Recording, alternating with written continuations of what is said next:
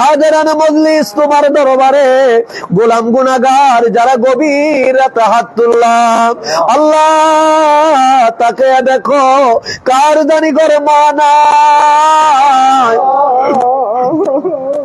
কার জানি ঘরে বাবা নাই, আবার কোন আবাগার জানি ঘরে মাও নাই বাবাও নাই, চিরদিনের জন্য এতিম সেজে তোর দরবারে হাউমাউ করে কান্দে গো আল্লাহ।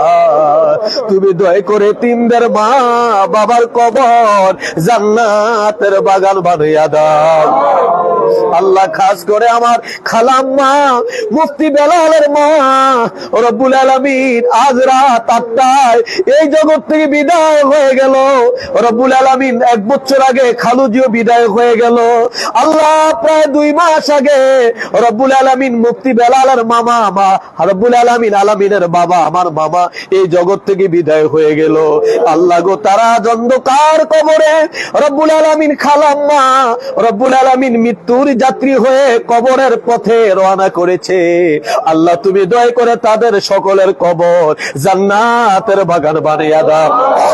আমার খালাম্মার জীবনের ভুল ত্রুটিগুলো দয়া করে মাফ করে দাও রব্বুল আলামিন। ওনার আব্বা সুলতান শাহজি সাহেব শত শত নয় হাজার হাজার জাকেরে দানদের হাদি, আবার তরিকতের হাদি রব্বুল আলামিন তিনিও জগৎ থেকে বিদায় হয়ে গেছে।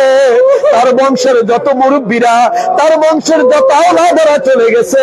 তুমি দয়া করে সকলের কবর জান্নাতের বাগান বানিয়ে দাও।